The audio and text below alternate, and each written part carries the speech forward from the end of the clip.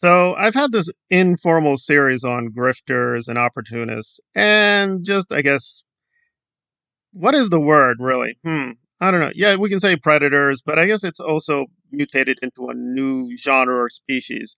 It's now being called schlop content creation, where the content creator is not totally a grifter, but it's basically a grift. And I even like some of these people, but a lot of people have been caught in this net, like Mr. Beast, Mutahar, who I really like, but he's gotten some things radically wrong. He gets a lot of things right, but he has factually just got things wrong. He just doesn't care, moves on, saying, hey, whatever, we're just doing entertainment stuff.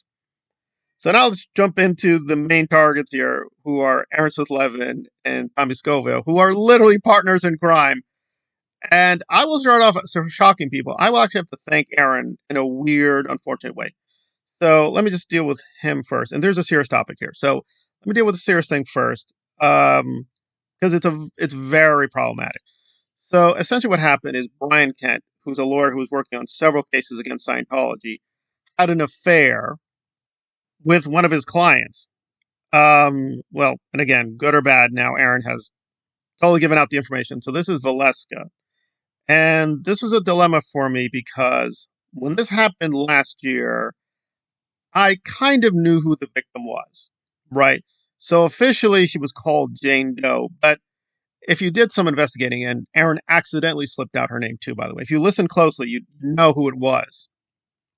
I was kind of put in a weird situation of, well, there's no nice way of putting it. I had to lie to you guys because it was just like, well, I know who this person is. A lot of people knew who this person was, but I was like, I don't know where she stands, whether she wants to come out. So I was kind of like, well, all right, well, let me just play safe and I will play dumb. Now, if you DM'd me a couple times during this time period, this is last year, I did admit, like, yeah, I know who this person is, but those should be private conversations in my eyes. But DMs and Twitter, that becomes a whole other legal minefield.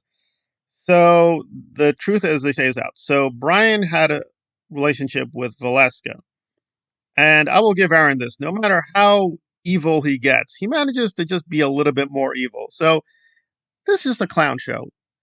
So now he's been sanctioned by Pennsylvania. So his law license has been suspended.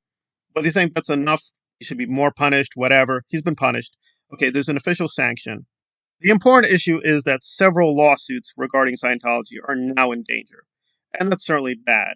So even if this is technically a consensual affair, it definitely damaged some legal cases. So that's alarming. But of course, Aaron has to personalize things. And I found this shocking that he's trying to destroy Valeska. So he's saying that, well, Valeska pursued this relationship. So Brian Kent is the victim.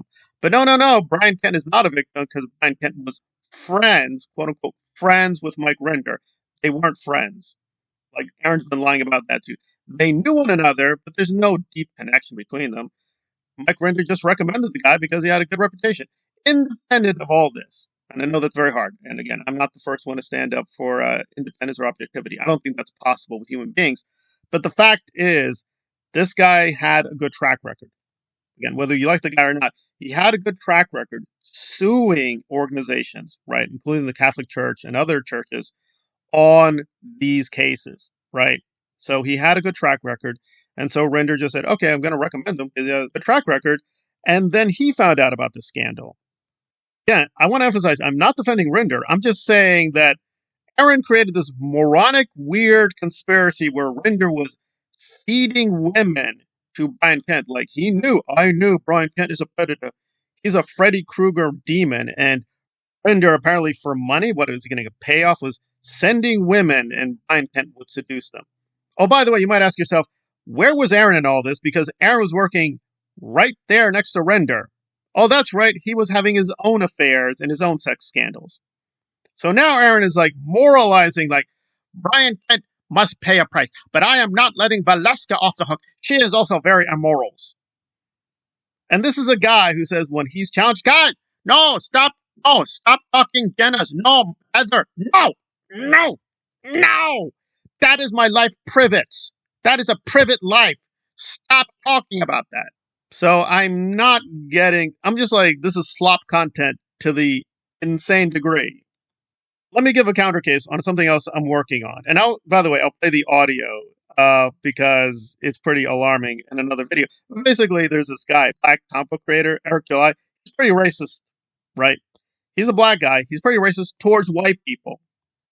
But wait a minute, he does YouTube content, makes money from, and sells comic books to, you guessed it, the white people. So we're talking like peak massive hypocrisy, black racist who doesn't even like white people, but I'm going to sell them comic books. Oh, by the way, I'm going to be okay with their racism and co-sign them. Just insane hypocrisy. Like we're dealing with that level of hypocrisy. And of course, Eric July is a very successful YouTuber. Hey, and I'm the first one to be a congratulator. I'm not a hater, but apparently the way to be YouTube successful is be a big fraud, a big idiot, and just be totally stupid. Don't be just stupid. Be really super stupid, like Daniel Green, Eric July, and the money pours in. Okay, lesson learned. I need to be more dumb. But how is Aaron? How is Aaron pronouncing anything? This guy has been caught red-handed breaking the law. Just breaking the law. Not even like, oh, he's a criminal. He's an outright criminal. He was kicked off a charity he helped create because he was endangering the charity with his criminal activity. And he has blatant sex finance scandals.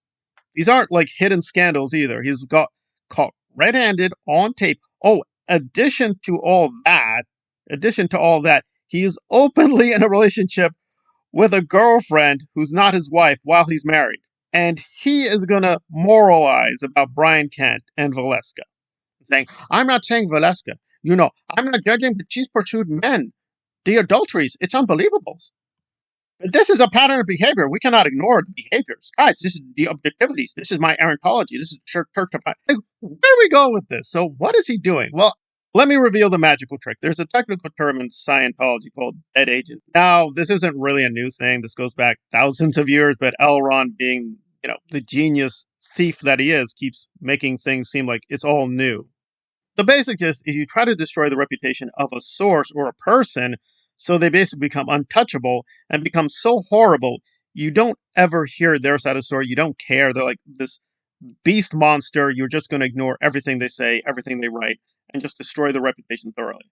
So he's trying to do a triple decker. He's trying to destroy Brian Kent's reputation, Mike Rinder's reputation, and Valeska's reputation. Now, the problem with that, of course, is if Valeska's reputation is totally garbage, then why would we believe her testimony regarding Scientology? So the real problem here, which he's not spelling out because he can't do that because he can't be honest, is this. Valeska and some of these female victims of Scientology are not on his side. They're not his fans, so there's no loyalty to him, so now they're open targets. They're being fair game, right?